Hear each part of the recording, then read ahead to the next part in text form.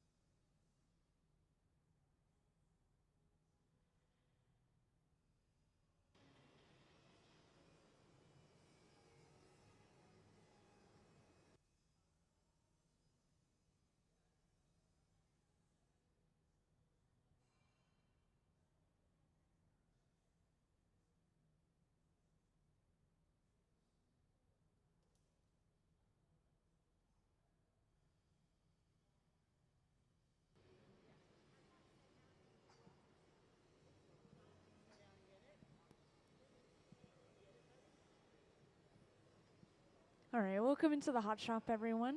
I just want to introduce what we'll have going on while you're in here for the second half of the day. So today we have our resident hot shop team working in the museum's hot shop. These guys work here pretty much full time at the museum as glass artists. Sometimes they'll be working on store items like they are today. Sometimes they'll be helping some visiting artists create their own work. And yeah, they're always working on something different in the hot shop. But today we will be working on making some pineapple pitchers, which I'll explain why they're called pineapple pitchers. They use specifically a mold that's called the pineapple mold. It has all these inward-facing spikes, and this gives us air bubbles inside of the glass. And I'll make sure to walk you through that process as they do it, of course, so you'll be able to see how they get those air bubbles. But we are just getting started on this piece. Eventually, we'll have some closed captioning on the screen. I'm not sure why it's glitching out a little bit right now, but it helps you follow along. I know it's kind of hard to hear with the echo. And yeah, so we're starting with the coloring process of the glass, and I have a pretty neat little example up here. This is a piece of color bar. It's just some solid colored glass through and through. We get this shipped in from a few different companies, and it's different metals, minerals, oxides mixed into the glass to get these colors. So we never make the colors from scratch. We just use these color bars. And we're melting a section of that down right now. Ben has some on the end of his pipe over there. And we'll drop this on top of a small clear bubble and then kind of spread this layer of color over the clear so it creates a layer of color across the piece. And speaking of, our different pieces of equipment in the bubbles in the first place, this is where we're starting all of our projects, where Sarah is. This is our glass furnace. And inside of here is quite literally a pool of molten glass at 2100 degrees Fahrenheit. It's sitting in a large ceramic crucible. It holds quite a bit, about up to my hip, about 1,000 pounds of glass. And we do have two of these, so sometimes one will be charging. That one says do not open, so I assume that one's still charging some glass. And then we have these open face furnaces, these large ovens, as some people call them. These run between 21 and 2300 degrees Fahrenheit. They're a little bit warmer. And yeah, it's just very, very general pieces of equipment you'll see us using a lot. And I'll make sure to point out anything else we use.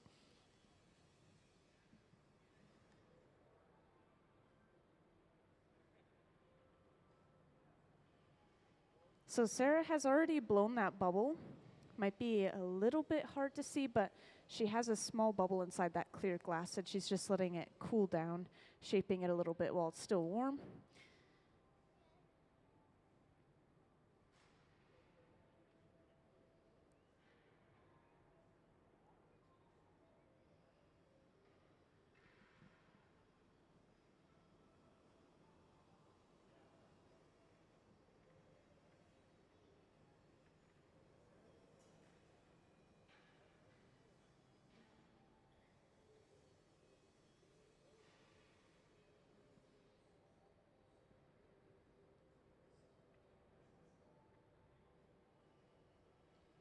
So Sarah has the pipe resting on her foot, and she's holding the pipe basically as high up as she can, and it will quite literally drop that color on top of the bubble. And because of that, this process of coloring the glass, this specific way, this is called a color drop or a color overlay.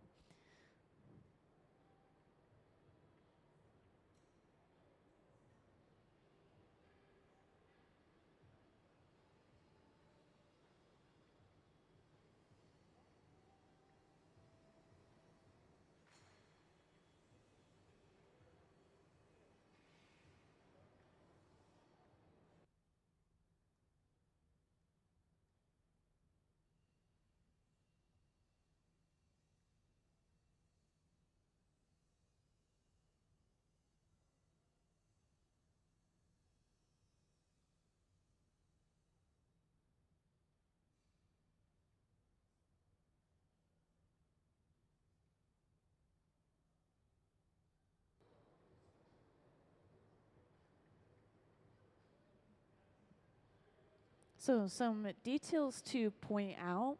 As you may remember, we created that bubble pretty early on and then we let it sit for a while, so it was pretty cold. And then that color was freshly hot that we just dropped right on top. And you could see the color difference in the glass just from how hot that color is. And this allows us to push and roll the color back over top of that bubble without really changing the shape of the bubble itself. We want to keep that bubble in there and not crush it on accident.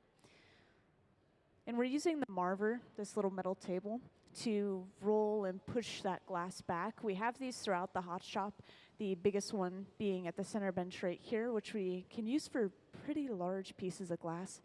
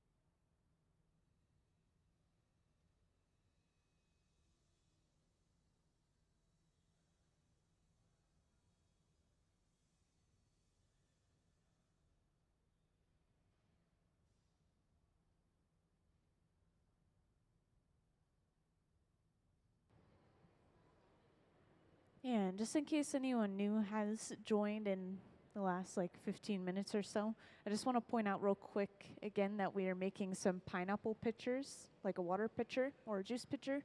And the reason they're called pineapple pitchers is because we'll be using a pineapple mold to get these small air bubbles in the glass. These are pretty good sellers in the Museum of Glass store. These are store items. So we tend to make them whenever there's kind of a lull in our schedule here at the museum. We have so many different visiting artists coming through all the time.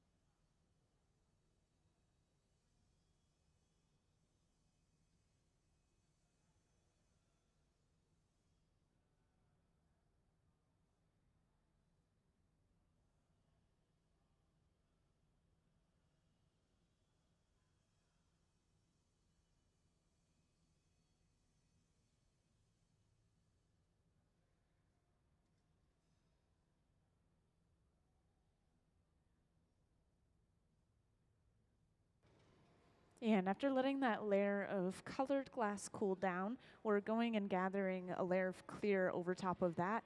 This is partially to build up mass, but also we don't want the color on the very surface of the piece, otherwise it can chip and break away and you can see it very obviously versus just clear chipping away. And right away, we use our block, which is this wooden spoon-shaped tool. These are kept completely saturated in water. They're kept in water buckets 24/7, even when we're not using them. And this is going to even out the heat and physically even out that fresh glass we just got.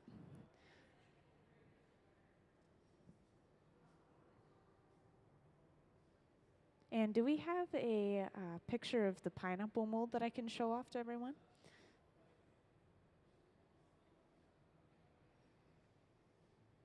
Yeah, there we go. So we're getting closer to using this mold, and we don't have a great view of it on the floor, so I wanted to show off the image of the mold on the screen. And yeah, that's the mold itself on the left. Once again, it has all these inward-facing spikes. And that image on the right is the kind of pattern that's produced from using this mold. This mold can be used in a couple of different ways. This is the way we're using it for this picture. We'll gather over top of the little dimples that the mold creates.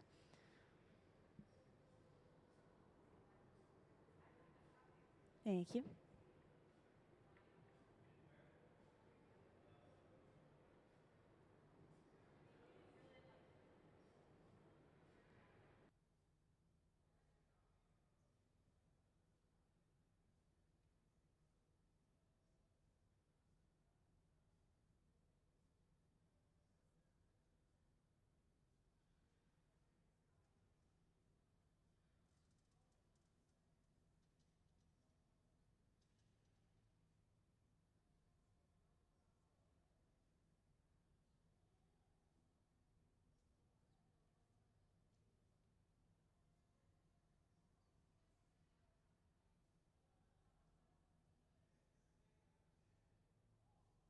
So we've shaped that bubble into this long tapered shape.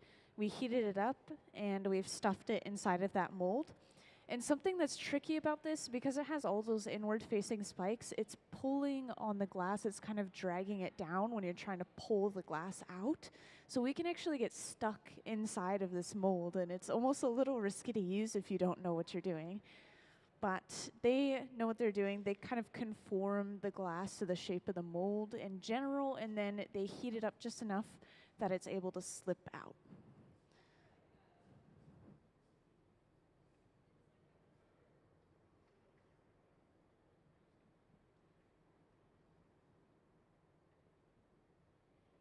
So now we have all these little dimples across the surface of the glass from where the mold pushed in. And we're letting this cool again, just like last time, and we'll gather another layer of clear over top of everything we have so far. And this is going to trap air inside of those little dimples that were produced on the surface.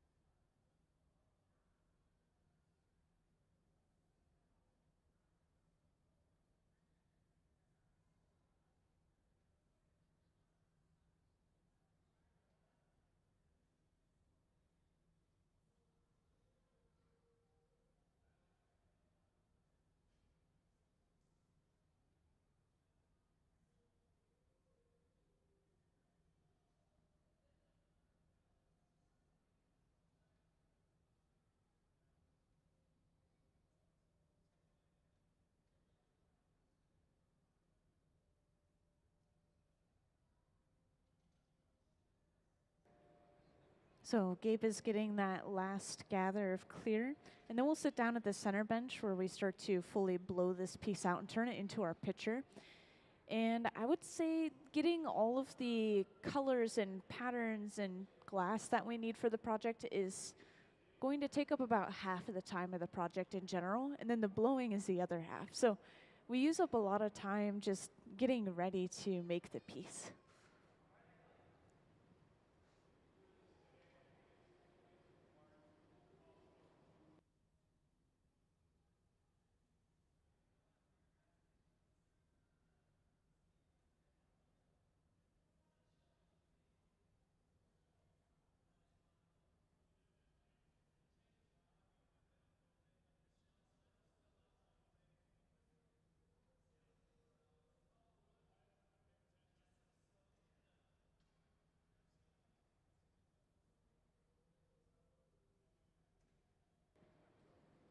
So now we're at the center bench, and we're using a tool that we might have seen Sarah use briefly at the other bench. It could, yeah, there we go. We are using this pad, which is actually just folded up newspaper soaked with water. That is all this material is.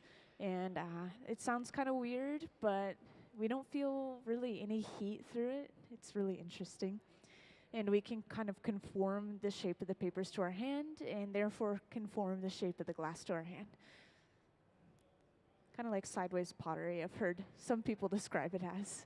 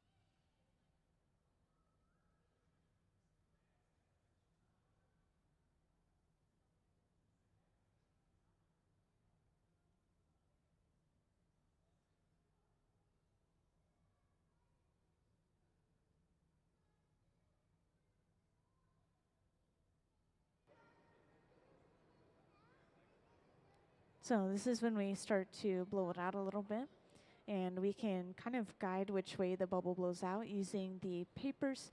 And the idea when you're first starting to blow basically anything out, you want to keep it relatively thick on the bottom so you have a little bit more material to work with on the bottom.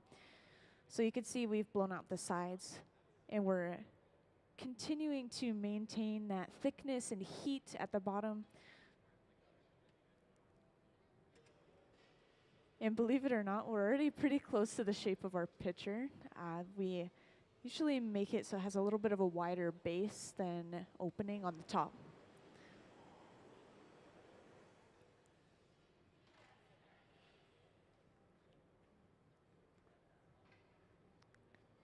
Now, I haven't gotten a chance to mention this torch yet, so just real quick, this runs around the same temperature as the furnaces themselves, so up to about 2300 degrees Fahrenheit.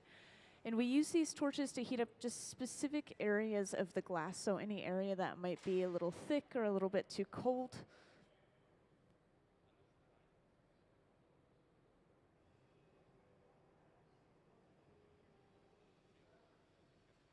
And we just used 2 metal blades and squeezed into the glass near the pipe.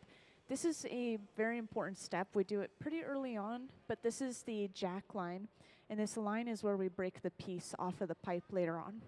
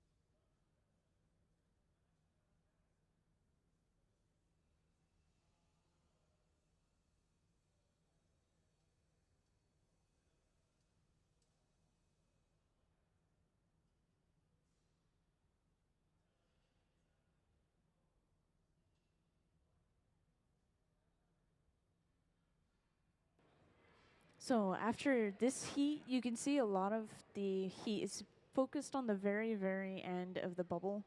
We just want to flatten the bottom at this point. We already have that overall shape, so we only want the bottom hot to make sure we're not altering the shape of anything else.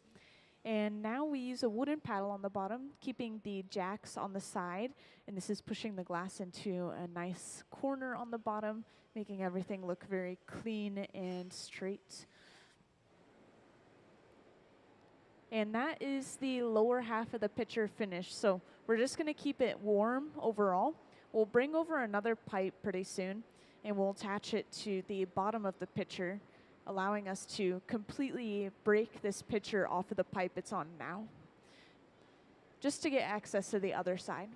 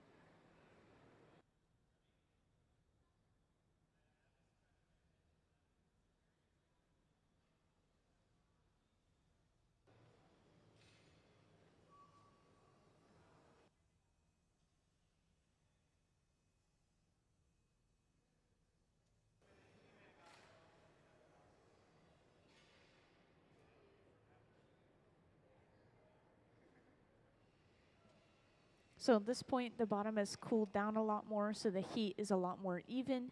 And we're bringing over that second pipe I mentioned earlier. This is a punty.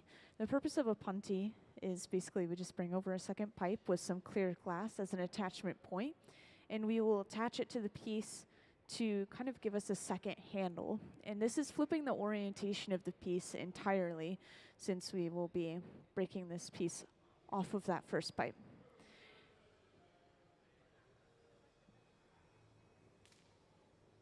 And to break our pieces off, we apply a little bit of water, and that water causes thermal shock, cracking that connection. And then a simple tap of the pipe sends vibrations to that crack.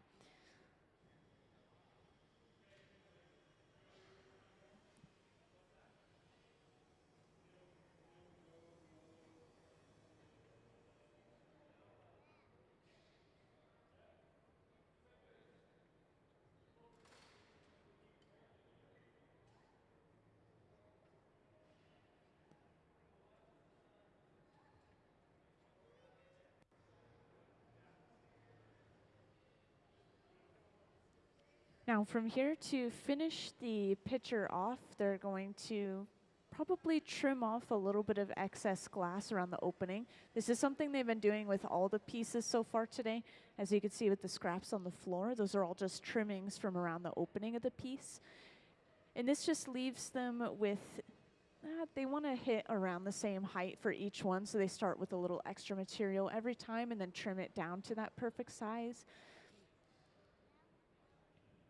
And then we'll create a handle for the side of the pitcher and a spout, of course. And that pitcher will be done. So we're getting pretty close.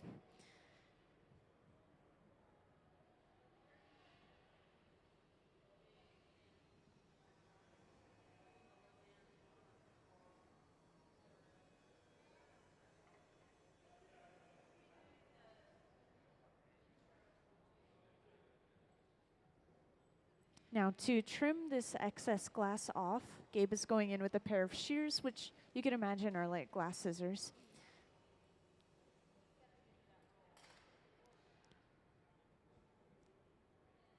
Oh, and just a little fun fact, we have to keep going in and out of the furnace over and over and over again, as you are noticing. Part of this is to heat up the area that we want to work with and make it malleable, but we're also heating up the entire piece overall. We have to make sure that nothing drops below 1,000 degrees Fahrenheit. So even if something looks cold in the hot shop, it's usually sitting at just about 1,000 degrees Fahrenheit.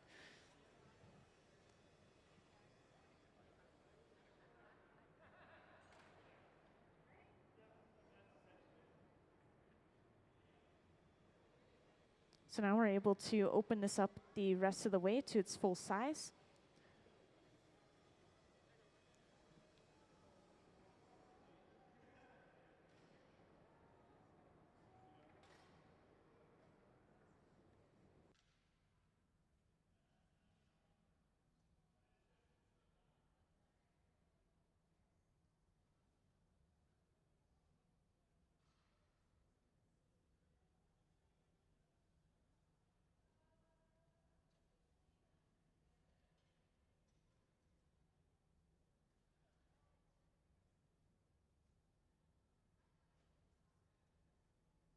Oh, and I get questions about this frequently, but we're using these wooden paddles to shield the artist's hands and arms from the heat that's radiating off of the glass itself. Yeah, you can imagine a material that's always between 1 and 2,000 degrees Fahrenheit is going to produce quite a bit of heat. And we're working really just a couple inches away from it.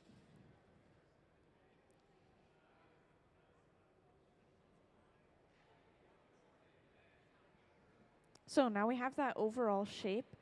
Ben is preparing the handle over on the left bench. These are usually bubbles of glass that are blown and then brought over, making the handle hollow. Just makes the piece a little bit better balanced instead of having solid glass on the side of the piece.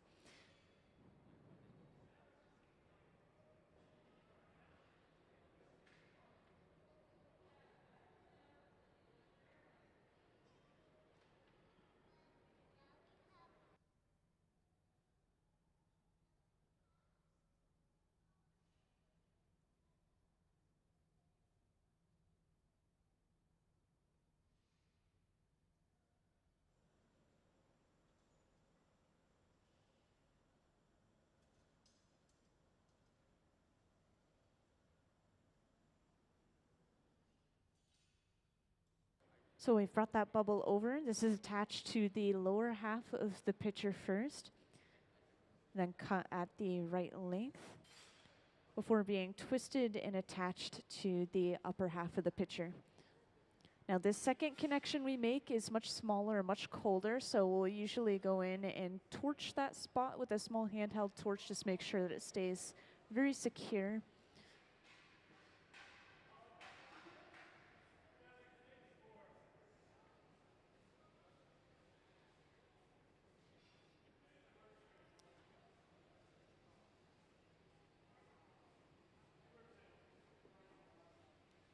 And we'll also use this torch to heat up the lip of the pitcher on the opposite side of the handle to create our spout, of course.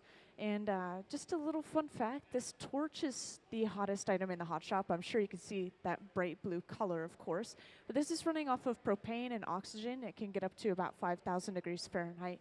That flame can get decently long too. But we use it for small details and sculpting because it gets things hot in a small area very quickly.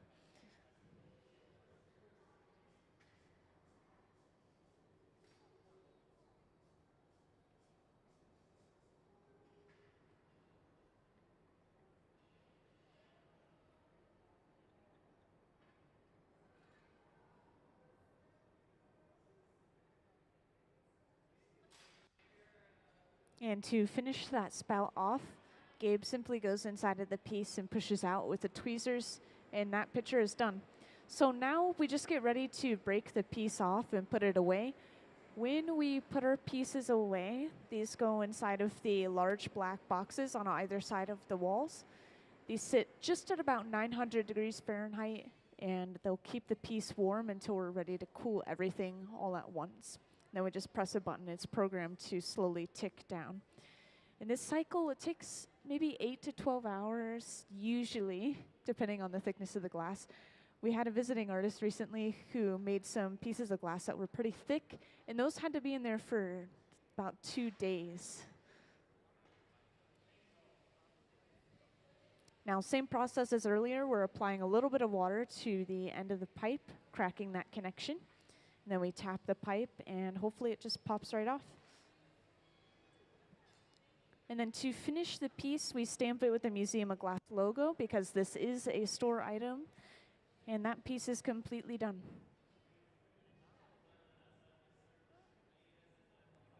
And let's give them a round of applause for finishing that pitcher.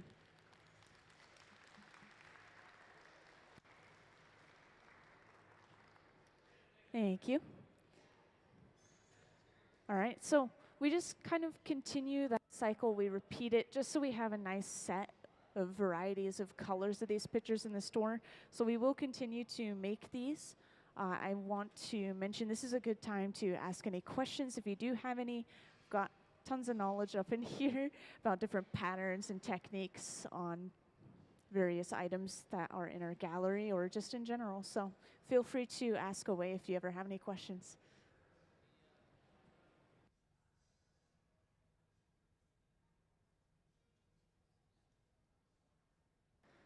So could we have the picture of the pineapple mold up on the screen, please? Thank you. So you probably weren't here for this part. It was a little bit earlier on, but we use a mold called the pineapple mold, and it creates all these dimples in the surface of the glass from those inward-facing spikes that we push into, and then we gather again over top of it. So the texture you're seeing were a bunch of small air bubbles inside of the glass.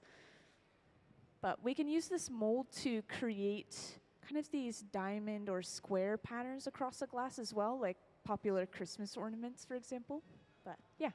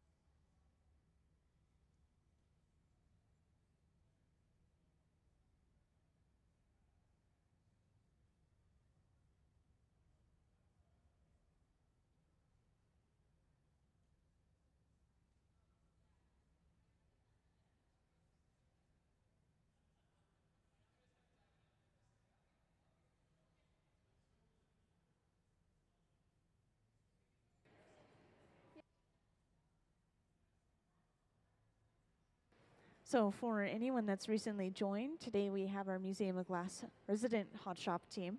So these guys work here full time, and they'll make items for the store like they are today. Sometimes they'll help visiting artists that come through. Like we had a couple of people visiting just on Wednesday. And yeah, today we are making some pineapple pitchers. And we're already a decent way into this piece. We just need to stuff this glass into a mold and then gather over top of this one more time. And that mold is called a pineapple mold, which is why these are called pineapple pitchers. And I'll make sure to show you guys the mold itself when we get a little closer. But we've already gone through the process of applying our color. I think some of you joined maybe right as it was happening or after it was happening. So I just wanted to show off this piece of color bar for those who haven't seen it yet. It's just a solid piece of colored glass through and through. And we'll melt a section of this color bar down and drop it on top of a clear bubble, kind of spread that layer of color over top of the clear. So when you look at the cross section of almost any piece of glass, it's just layers of color and layers of clear kind of sandwiched on top of each other. So once again, we already have that color. We have gathered clear over top of that, and we're going through the process of evening out the heat in this glass by heating it and blocking it with the wooden spoon-shaped tool, the block.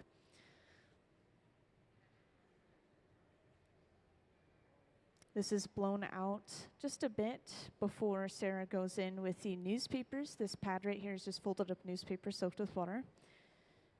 And she's using this to turn the glass into a long tapered shape. This is going to be stuffed inside of the mold that you can see kind of close to the left side of the screen on the floor. And this is the pineapple mold I was talking about. This has all these inward-facing spikes that push into the glass and leaves dimples behind on the surface of the glass. And then we'll gather clear over top of that, and it traps air inside of those dimples. So we have evenly spaced bubbles across the surface of the glass using this technique. So Sarah's going into that mold now. She just gives it a little puff of air.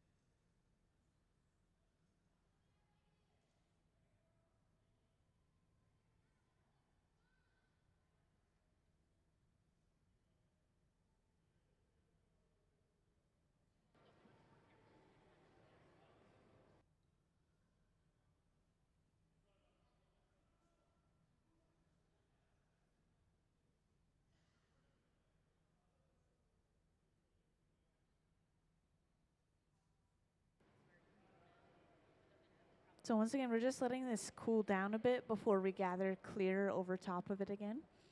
We always let that previous layer cool down so we don't lose that shape.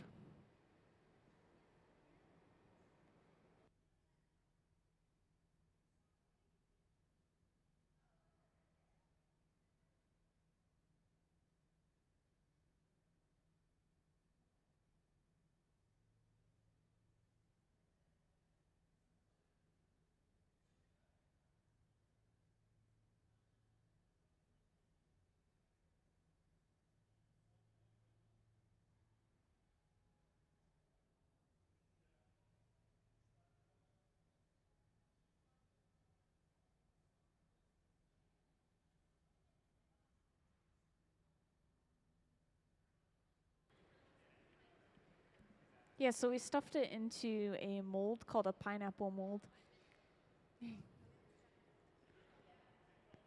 Yeah, you can kind of see the mold sitting in front of the steps there on the screen. Yeah, it's just kind of hard to see the inside of it. Oh, and I guess I didn't mention this the first time around, but we did a strip gather. So a full gather is just a couple rotations through the glass, and then we just come right out. But this time we hung the glass down over a bucket. We let some of the excess glass drip off. So this is called a strip gather, stripping some of that glass off. Just getting us closer to an exact size more than anything else.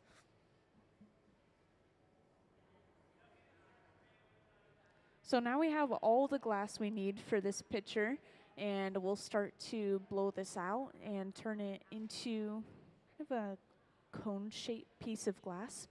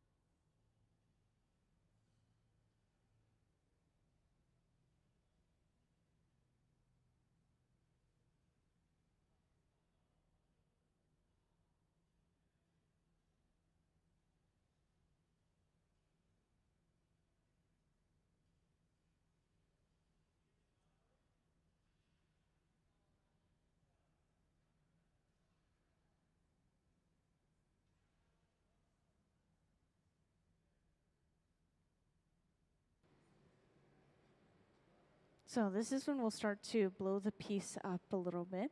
We're continuing to use the newspapers. Once again, this pad in Gabe's hand is just folded up newspaper soaked with water. He's kind of guiding which way it's blowing out by using these.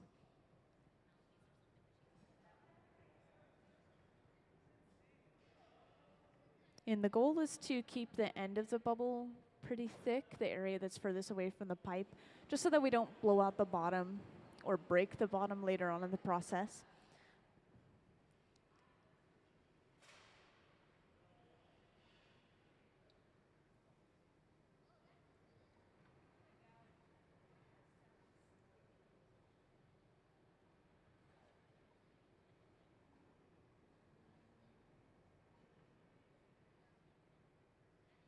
And right away we're creating the jack line, which is a divot or a line in the glass created by the jacks, those two metal blades. And this is where we break the piece off of the pipe later on, so we'll create this before we even finish the shape of the piece off.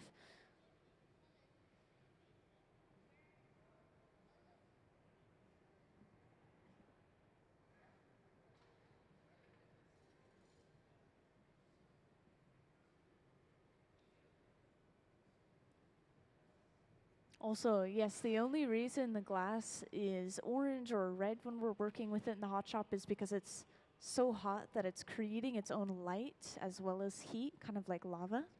It's glowing like lava. And once it cools down, it goes basically back to the true color of the piece.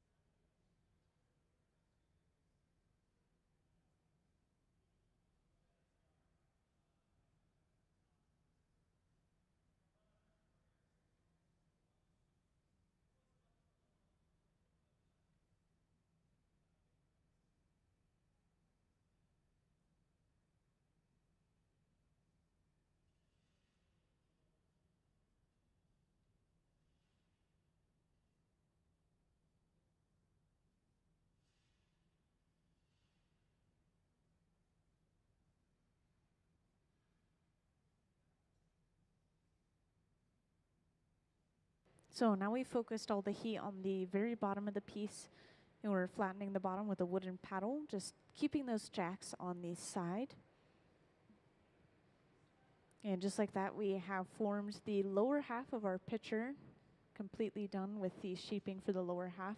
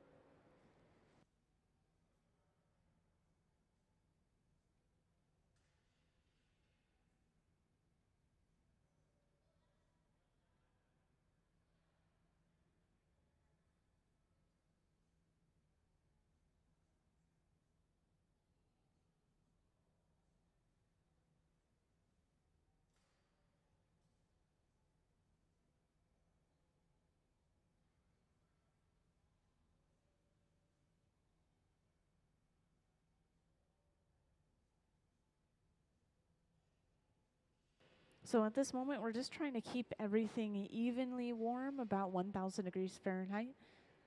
We're letting the bottom cool down just a bit, trying to balance that temperature out. And Ben is coming over with another pipe that has a little bit of clear glass on the end.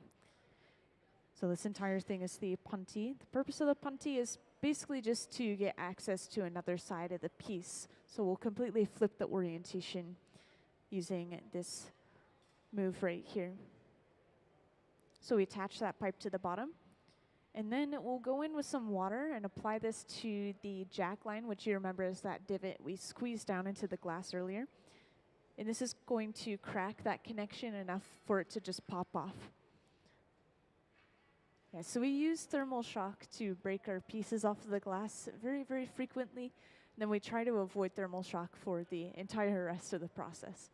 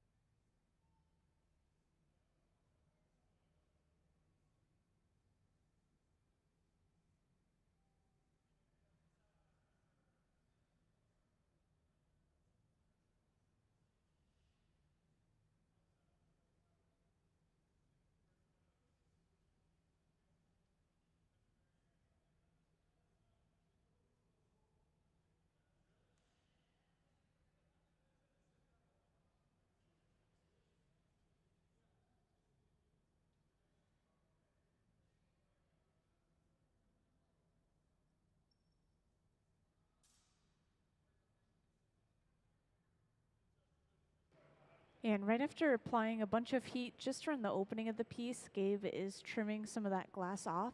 Don't have a great view of it, but he's going in with some shears, which are kind of like glass scissors, and he's just cutting a little bit of excess glass off. And once again, this is where all the scraps on the floor are coming from. That's how many pieces they've made today, each one of those trimmings.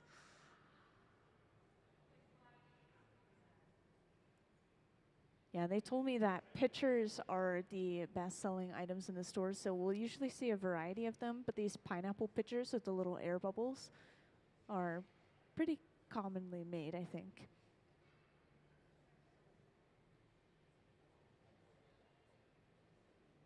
And after just one more heat, Gabe has opened up this piece to its full size. And he re-straightens everything out by going on the outside of the piece. So this is the overall shape for our pitcher, is this kind of semi-cone shaped piece of glass. And we'll bring over a small bubble of clear glass, and this will become our handle. So the handle is hollow for this piece.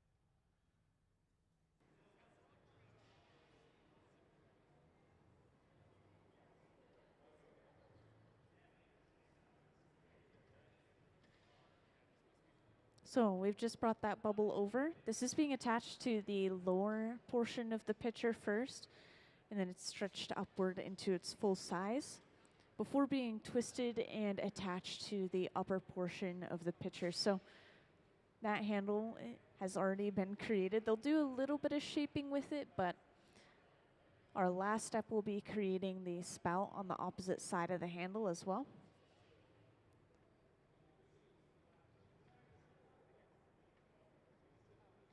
This is just a small piece of copper tubing, I believe. We're just kind of pushing that hot glass around to finish that shape.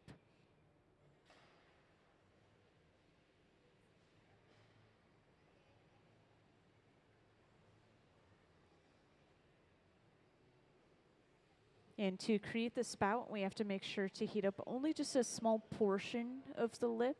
So we're using this really focused hot flame, upwards about 5,000 degrees Fahrenheit, surprisingly. And then we simply push the lip out and our spout is created. So this piece is basically finished as long as they're happy with everything they've done so far.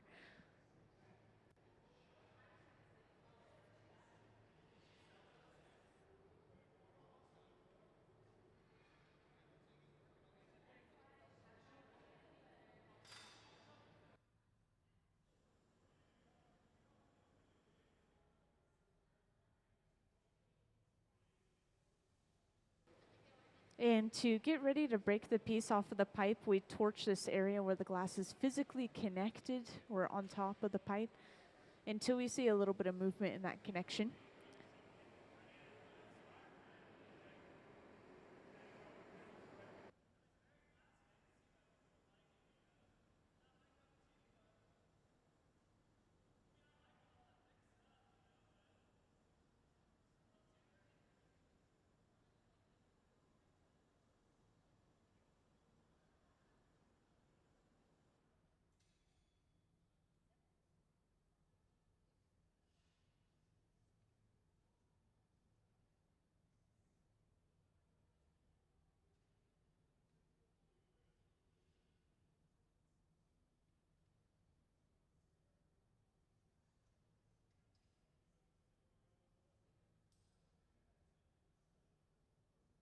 And to break the piece off, just like earlier, we apply a little bit of water to that connection point and then tap the pipe.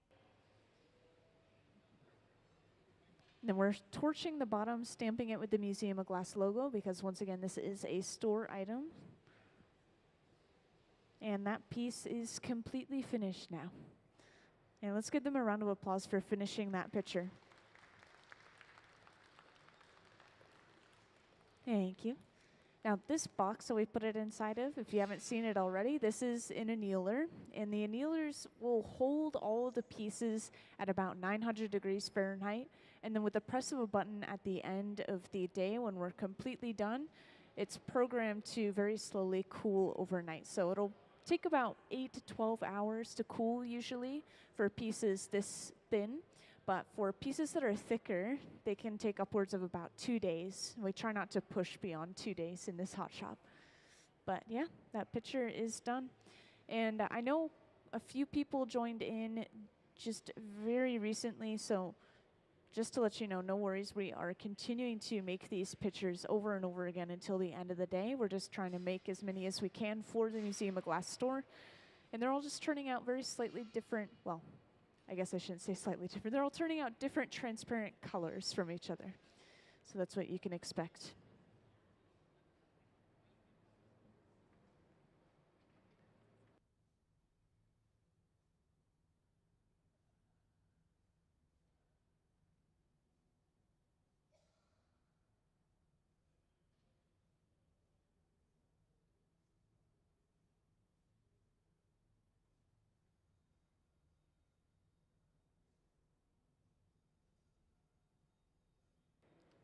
So just to give you guys a brief overview of the hot shop itself, you've already seen us very briefly use this tank in the back here with the closed door, and that is our glass furnace. We'll continue to use it throughout the day today. It's filled with a pool of molten glass inside of a ceramic tank or ceramic crucible at about 2100 degrees Fahrenheit. And that stays on 24/7, by the way. That's the only piece or one of the only pieces of equipment that we just leave on overnight. Everything else we shut down when we are done using it pretty much.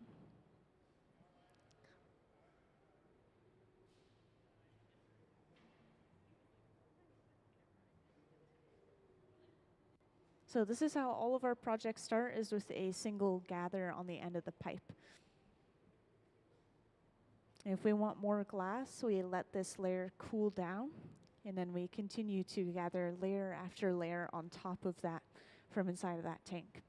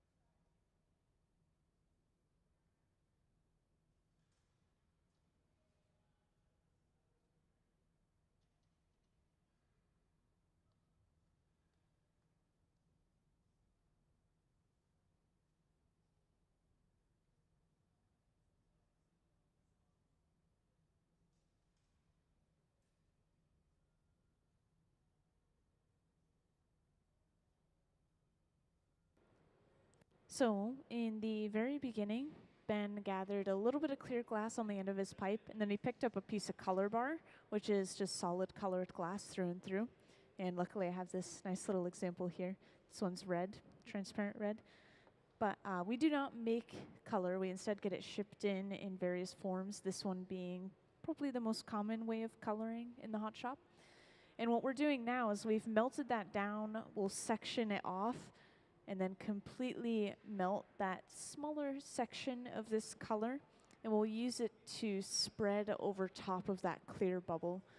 So we'll just have a layer of color sandwiched between layers of clear inside of the piece.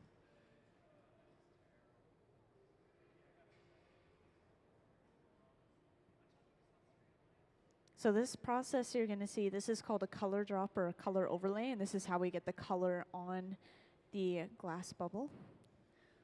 So we quite literally drop that color on top once it's hot enough.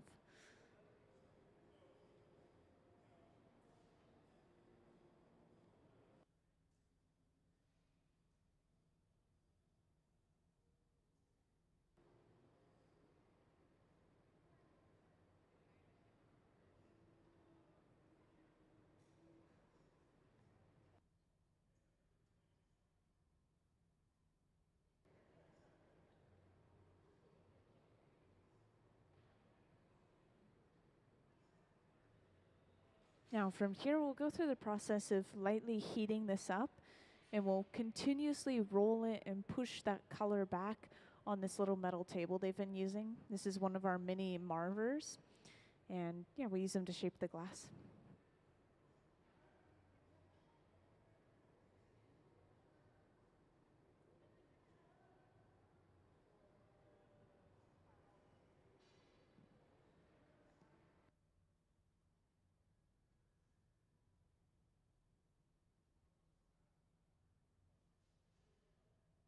So the glass furnaces, the ones with the closed doors, those hold up to about 1,000 pounds of clear molten glass each. Yeah, I know it's a lot. It's all just clear glass, though. We can technically put color in them if we wanted to, but it's such a pain to clean them out, to put a different color in or to change it back to clear.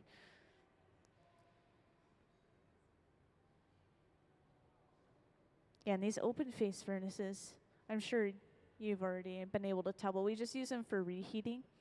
So we're just going inside of them over and over again, just making the glass malleable enough to work with. And those run between 21 and 2300 degrees Fahrenheit, so just a little bit warmer than the molten glass itself.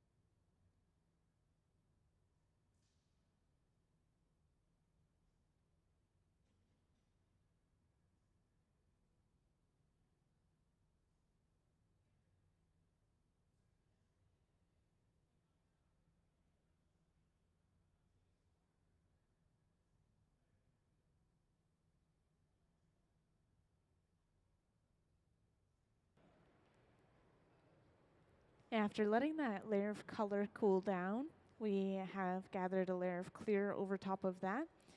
And this is the amount of glass we need to be able to fit inside of the mold that we're using. Once again, we're using a pineapple mold. And I don't think I've shown that mold off in a little while, so could I have an image of that pineapple mold?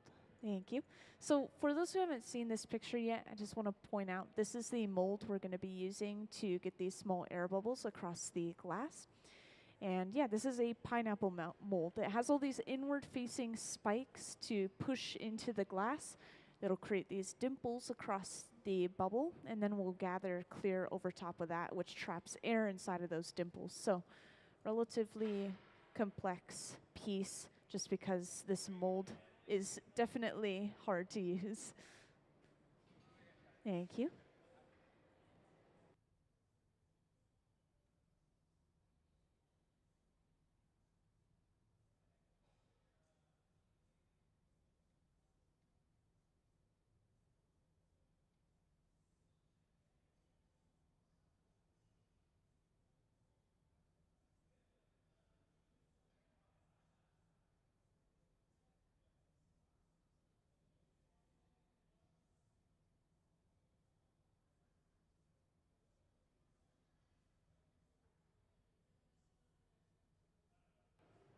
So we used a block a couple of times, the block being that wooden spoon-shaped tool, and it's constantly kept saturated in water. So if you saw a sheen to it, or you saw that bucket they were taking it out of, if you're not mistaken, it is covered in water. And yeah, the glass is hot enough that it's creating a layer of steam in between the wooden block and the surface of the glass instead of the wood, or sorry, instead of any of those materials interacting with each other. So the glass is not being cracked by the water, the wood is not being quite burned by the glass because of the light and frost effect. But yeah, now we'll heat this up and we'll stuff it inside of that mold that I showed you a moment ago. It's set up to the right of Sarah.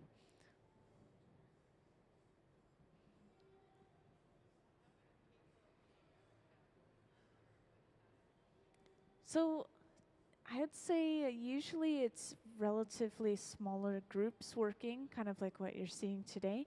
We have visiting artists pretty frequently, and whenever we have visiting artists, they usually only bring themselves, and then they have these guys to help them produce that art that they want to produce. But every once in a while, they'll bring in assistants of their own, and then that really builds the group up. And so you can have upwards of, gosh, I think I've seen about 15 people down here at a time. They're all working various roles at the same time at every single bench, basically. It can get pretty busy, for sure. Yeah, there's a massive piece of glass that was made the other day by Martin Blank, and he's the one who created the clear glass sculptures in the water just outside the entrance of the museum. And he was creating pieces that are relatively similar to that shape. They just had different colors, and they had like silver leaf inside of them, so they were really cool looking. But he made one that was, I think he said, upwards to about 80 pounds of solid glass on the end of the pipe. And they pushed the limit of that piece. They said they broke a pipe at some point, and you can only fit through this door to a certain extent. You can't physically get more glass on the end of the pipe after a certain point. So yeah, that was just crazy to watch.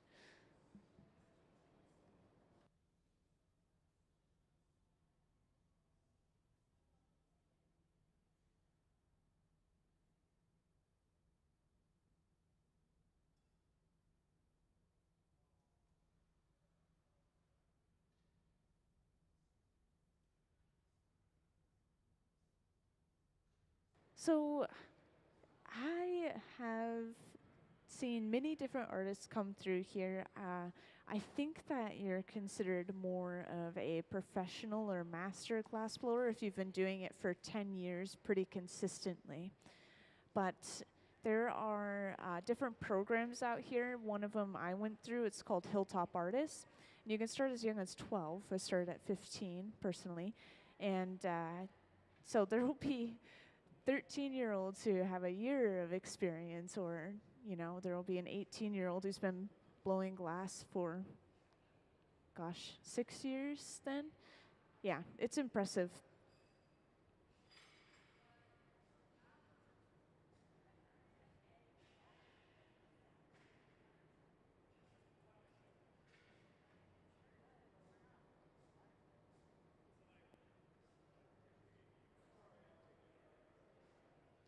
Oh, of course. I love questions. Otherwise, I just say the same thing over and over again all day.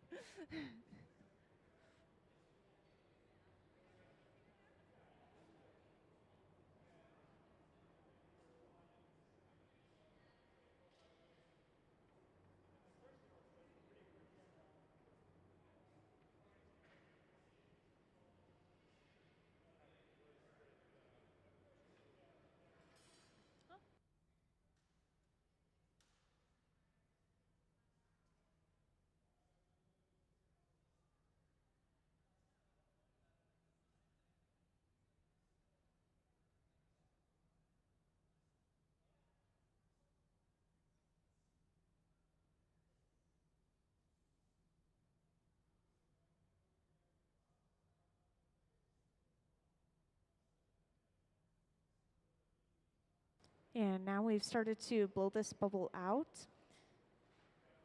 Gabe is using the papers in such a way that he's kind of guiding which way he wants the bubble to blow out, and he's keeping the bottom a little bit thicker.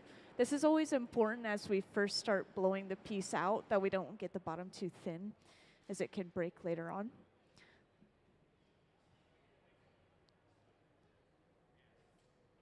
And next we'll create the jack line, which is a divot or a line in the glass that we create with the jacks. Very kind of self-explanatory. And this line is where we break the piece off of the pipe later on. So we always create this before we even finish the shape off.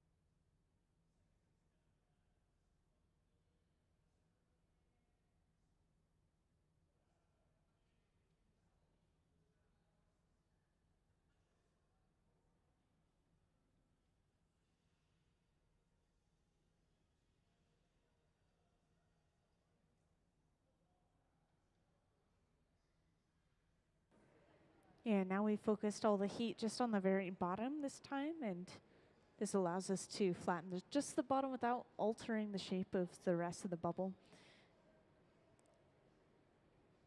And once that is done, that means the lower half of the pitcher is complete. We'll let this cool down a little bit before attaching another pipe to the bottom.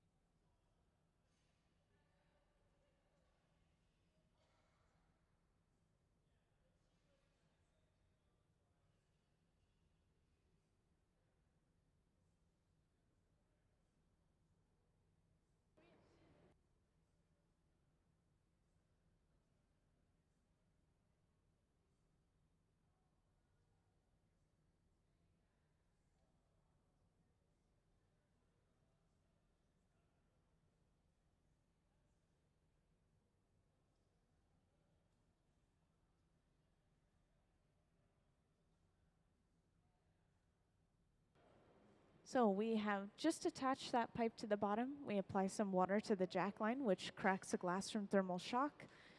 Then we give a tap to the pipe, popping that piece right off. And I just got a good question about the glass in general, so I just want to talk about the glass mixture that we use. So we use a soda lime glass in the hot shop, and this is a really popular or common glass that is used for art glass or blown glass. And so almost any hot shop you go to is going to have a similar or same mixture.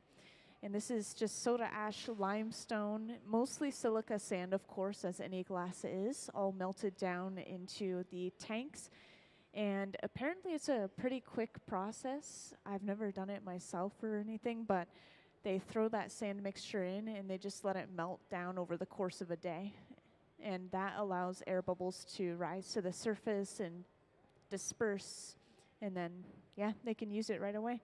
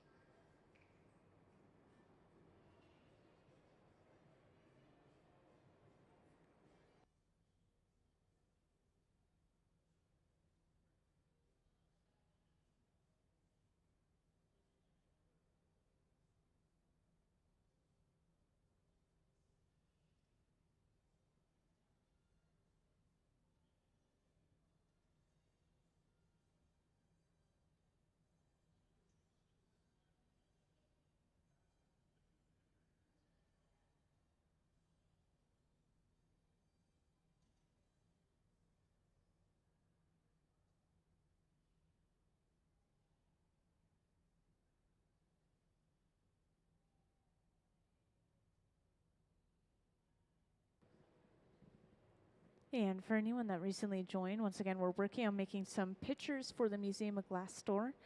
And I know on the closed captioning it says pictures, but like a water pitcher or a juice pitcher, that's the kind of pitcher I mean.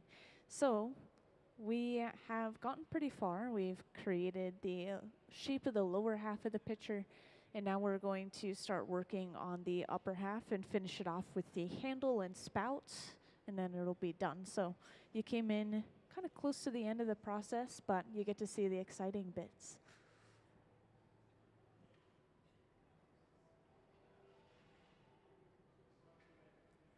And whenever we make store items, this tends to be a little bit of a repetitive process. We'll make them for the entire day, just as many as we can fit in. So we have a variety of them on the shelves when they go into the store. But if anyone ever has any questions, feel free to just let me know.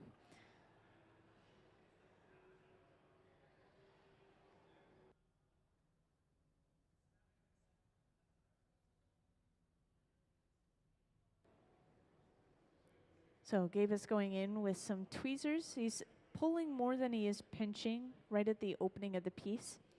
And all of this glass he's pinching out is simply excess that he's going to trim away. So he's going in with some shears. Can't quite see it from this angle, but we are cutting that glass off. And this is where all the scraps on the floor are coming from throughout the day today.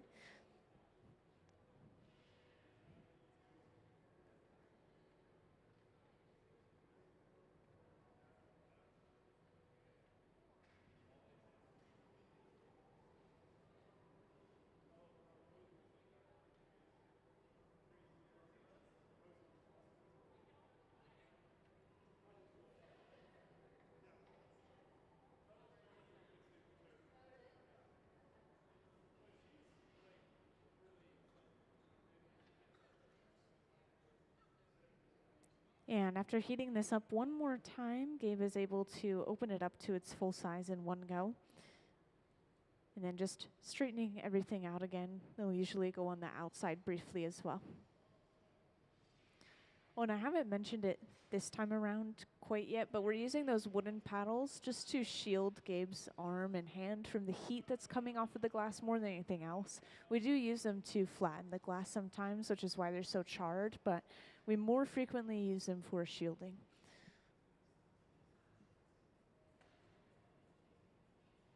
So the next step is creating the handle, and Ben is getting started on that over on the left bench.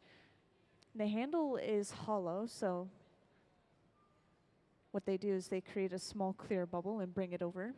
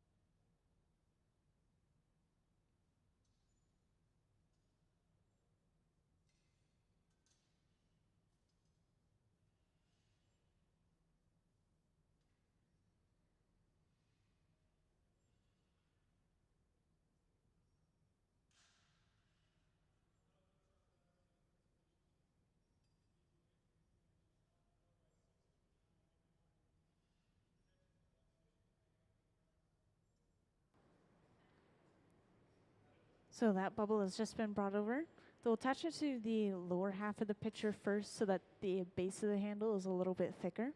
And then this is stretched to its full size before being attached to the upper half of the pitcher. I know, they do everything really quickly and they make it look super easy, but this is many years of experience. Everyone that is part of the resident Hot Shop team has about 20 to 30 years of experience, maybe even a little over 30 at this point.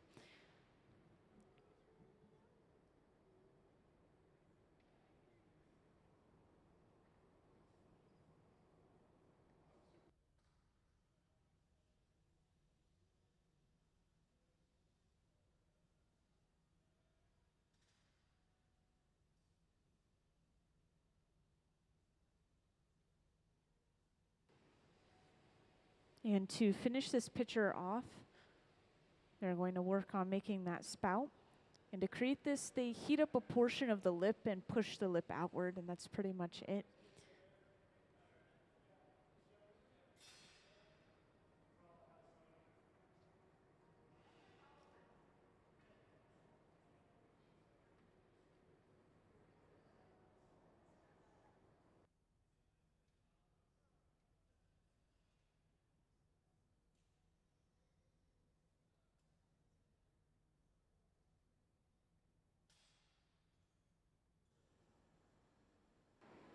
And just like that, this pitcher is done. So now we're torching that connection right at the end of the pipe where that clear glass is connected. And we'll torch this usually until we see some movement. And then we go ahead and apply some water, crack it off.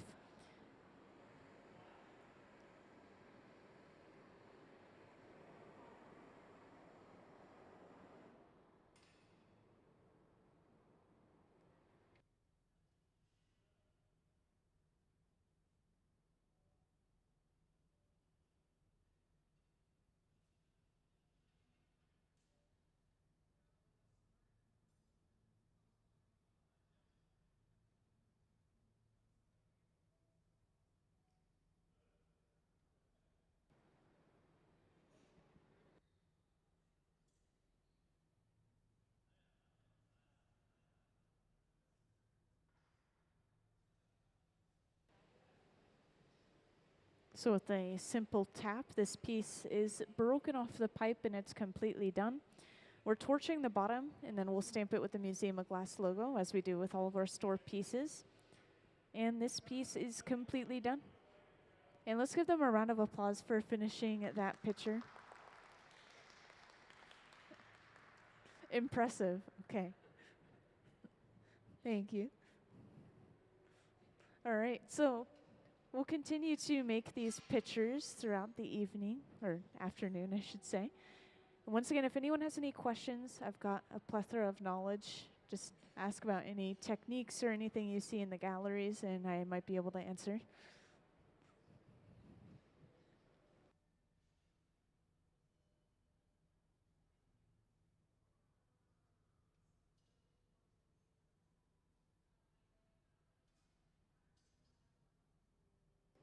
So you'll see that again, but we use a mold on the floor over there called the pineapple mold. It has all these inward-facing spikes that push into the glass. And then after we get those dimples on the glass, we gather over top of that again. And so what you're seeing are little air bubbles trapped inside of the glass. And since it's a mold, they're perfectly spaced across the entire piece, which makes it a very satisfying pattern. And actually, could I have the picture of the pineapple mold on the screen? Yeah, I just wanted to show you the inside of it. It looks pretty cool. I guess it does kind of look like pineapple skin, maybe. I'm not sure why they call it that, honestly.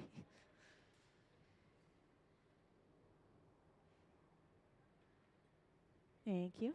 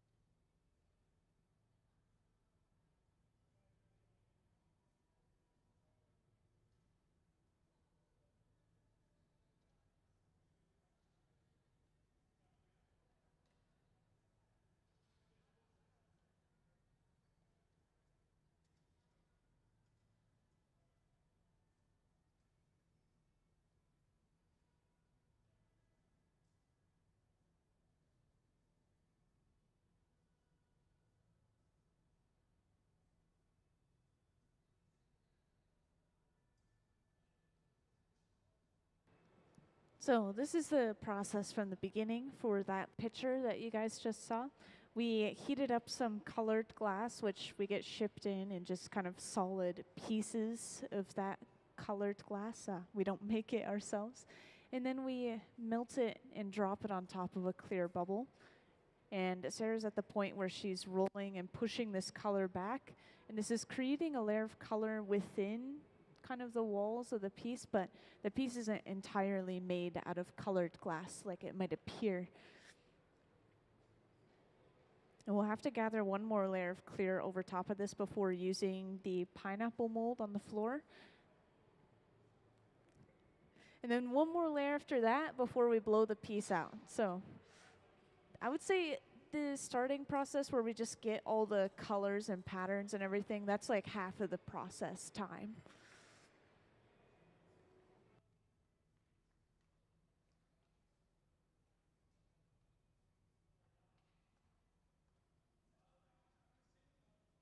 So we use various metals, minerals, and oxides in the glass. And once again, we don't do it ourselves, so I'm not sure of the exact process, but I do know a couple of mixtures off the top of my head. So white, which is a base for almost any opaque color, comes from tin and antimony. And then one of the most expensive colors that you'll see, which I think is really interesting, is pinkish purplish color, like a transparent pinkish purple, and that's coming from gold chloride, which is literally coming from gold, which is why it's so expensive. So anytime you see a color that's kind of a cranberry color, it's pinkish, purplish, reddish, can't really tell, it's probably that really nice gold chloride.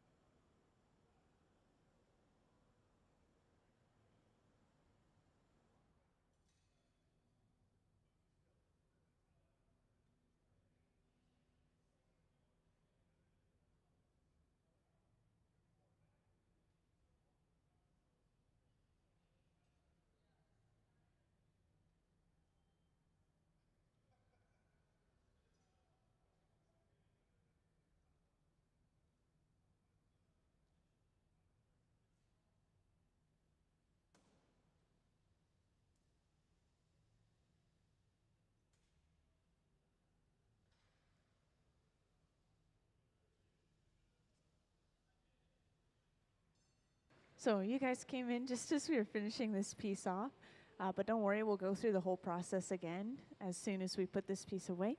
But we have just finished a picture for the Museum of Glass store, and we're just stamping the bottom real quick before we put it inside of one of our annealers. These annealers are basically these big boxes, the electrical systems that keep the glass warm. This is sitting at just about 900 degrees Fahrenheit, and then we'll press a button at the very end of the day to slowly cool everything inside of it all at once. And this is just to prevent thermal shock. That's the entire point behind that slow cooling. We also have to slowly heat things as well if we want to work on a piece for multiple days, for example, or maybe there's multiple layers of techniques that we have to apply to it.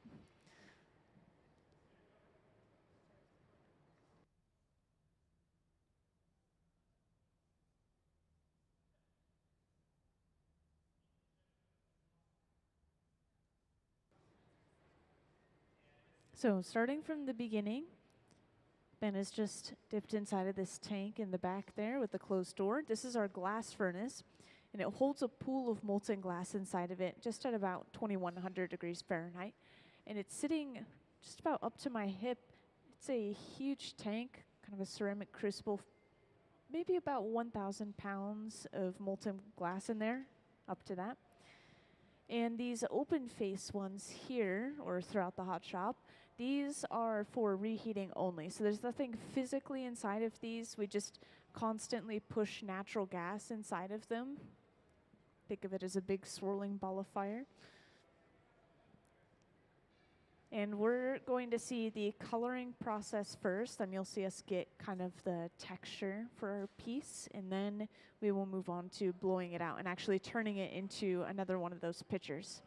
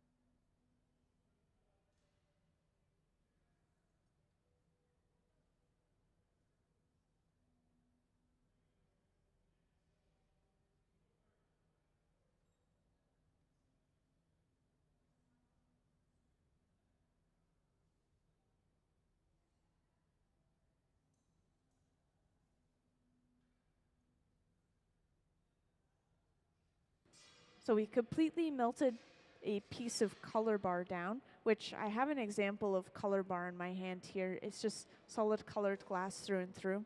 We had this on the end of our pipe, melted it down, and then dropped it on top of that clear bubble.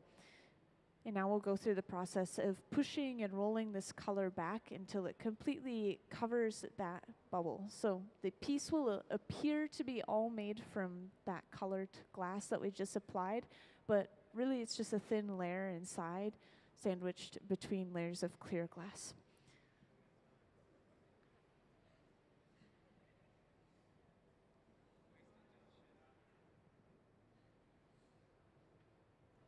And for the newcomers, if anyone ever has any questions, feel free to just let me know.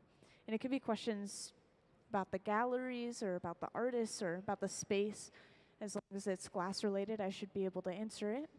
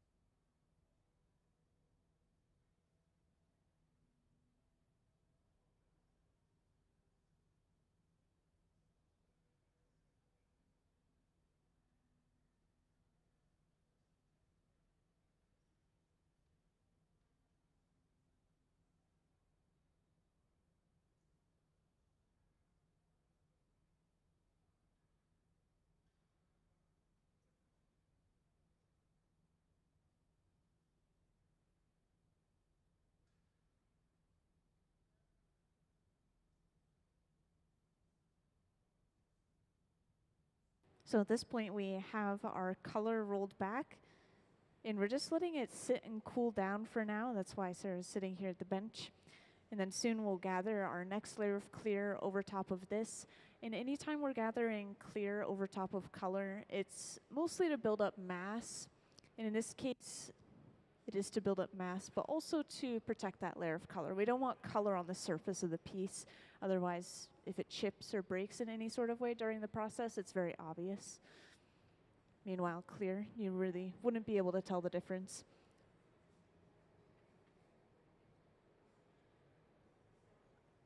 And as soon as we get a layer of clear, we sit down and use the block, which is this wooden spoon-shaped tool. We're smoothing and evening out all of this glass. And this is also evening out the temperature at the same time. So when we go ahead and blow this bubble, it'll blow out evenly within all this glass.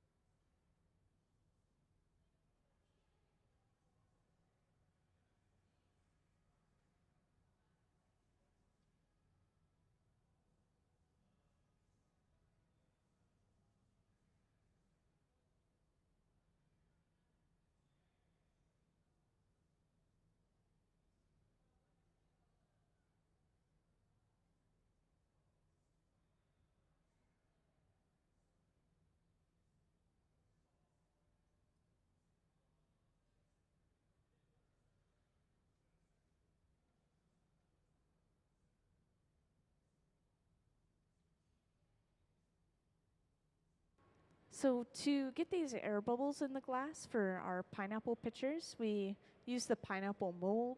And could I have a picture of that up on the screen? I know a lot of you probably haven't had the chance to see it yet, so I just want to point out this mold on the screen. This is something that Sarah's going inside of right now on the floor. We just don't have a great view of it, so I wanted to show this off here. But this mold pushes into the surface of the glass, creating all these individual little dimples that are evenly spaced across the piece. And then we'll gather over top of it one more time, and this traps air inside of those individual little dimples, creating these air bubbles, of course. Thank you.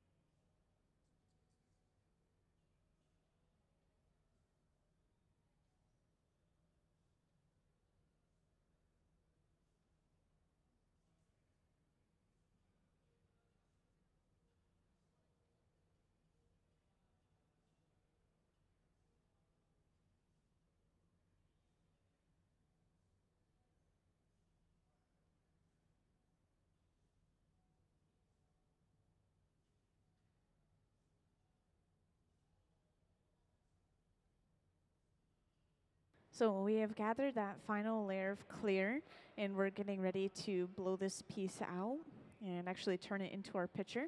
So Gabe is going in with this pad. This is actually just folded up newspaper soaked with water. That's all this material is. And using this, you can kind of guide which way the bubble is blowing out as Sarah blows into the end of the pipe. So this is where the actual blowing and glass blowing comes into play. And we want to keep the bottom of the bubble relatively thick, which the bottom meaning the area furthest away from the pipe. So we're blowing out the area close to the pipe quite a bit.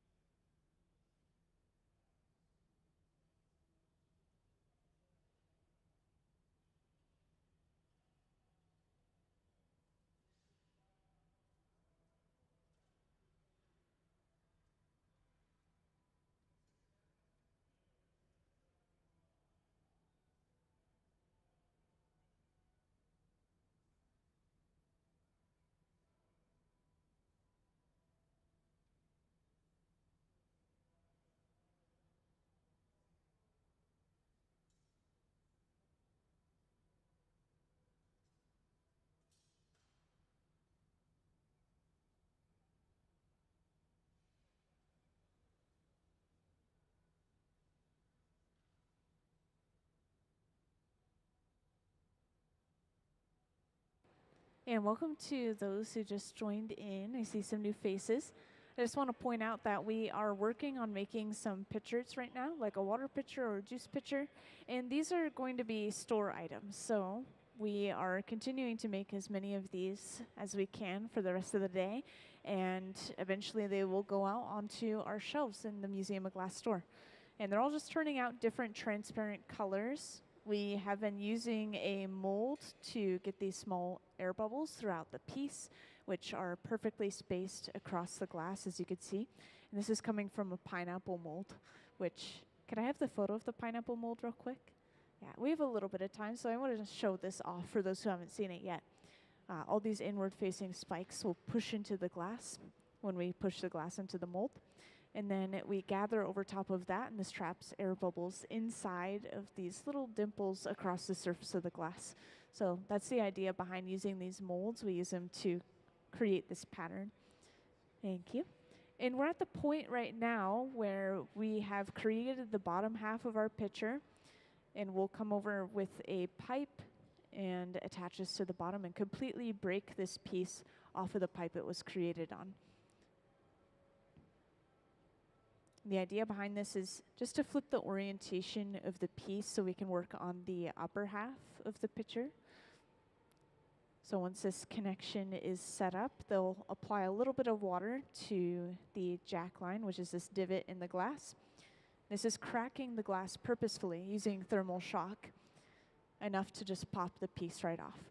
And this is one of the only times we purposefully use thermal shock. Usually we try to avoid it, otherwise our piece will break.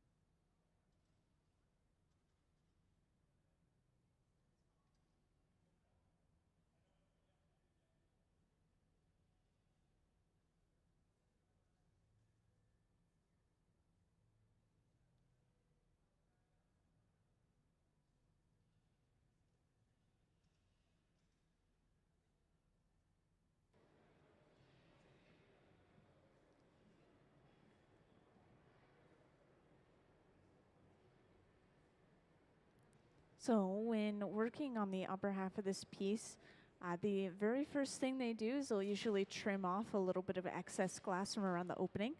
So Gabe has gone in with some tweezers. He pulled some of that glass out, stretching it out, and now he's trimming off all that excess with some shears, kind of like glass scissors. And this piece is pretty quick from here. All they do is they heat it up one more time. They go inside of the piece and flare it open pretty quickly. And then we create the handle and the spout, and that pitcher is done. These are really quick pieces, especially once we have all the material, the colors, the patterns that we want and need. I'd say that's at least about half of the process time is just getting ready to make the piece, and then the other half is making the piece. And this is apparently the last piece they're making today. There's an event that's going to be set up for the evening. But if you guys have any questions, this is a really good time to ask them while we still have a little bit of time. Oh, and if you feel like You want to see even more glass blowing? I haven't really pointed this out today. We live stream every single day that we're in the hot shop, and we post it on YouTube, both the live stream itself and old live streams. So any moment in time that the museum has been open in the past, you can go back years and open up one of the live streams. So if there's a specific artist that you want to see, specific pieces, then you can always find those and just kind of search them up, which is really cool. So as I mentioned, we very quickly open this piece up. This is the final shape and final size for the overall picture.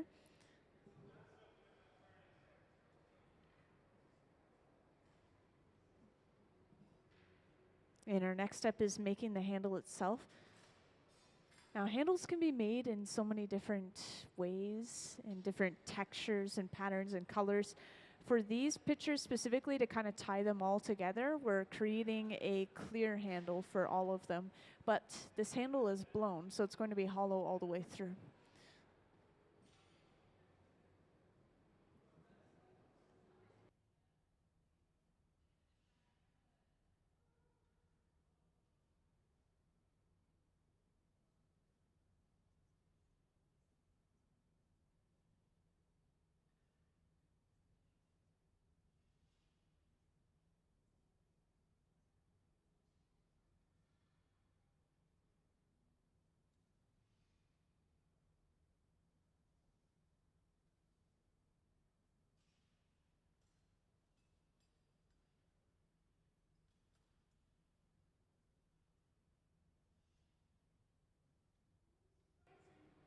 So we've just brought over that small clear bubble.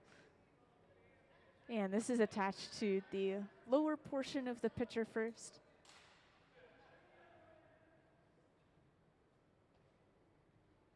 And then twisted upward to create our handle completely.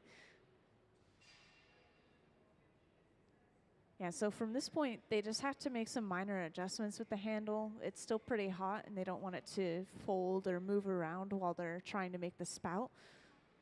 So they'll touch it up using this small piece of copper tubing. In this second connection they made, that smaller connection for the top of the handle, it's pretty cold when they attached it, so they'll usually go in with a little torch, just make sure that's extra secure. And now they start focusing heat to just that small area of the lip opposite of the handle. And this torch is really impressive, by the way. This can get up to around 5,000 degrees Fahrenheit, making it the hottest item in the hot shop. So we use it for sculpting and any small details that we want, just because it heats up small areas very quickly.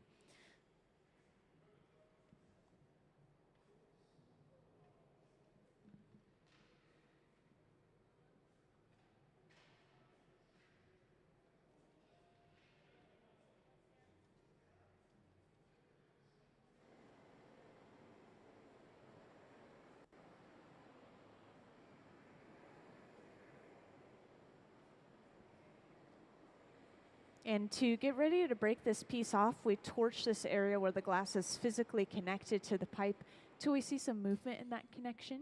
It's warm enough to move. And then we apply some water to crack that connection enough to tap it or break it right off, which I think you guys might have been here for when we did that earlier, maybe?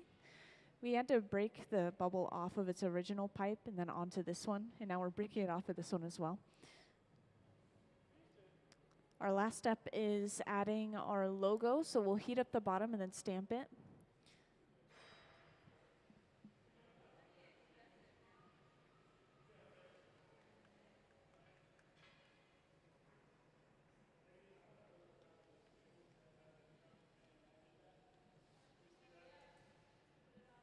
And this piece is finished. So let's give them a round of applause for finishing their last picture.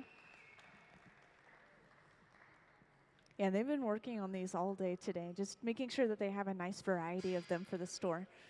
Oh, this box, by the way, that we've put the piece inside of, this is called an annealer, and they sit at just about 900 degrees Fahrenheit. At the end of the day, well, which is right now, we'll press a button and slowly cool everything inside of it for about 8 to 12 hours.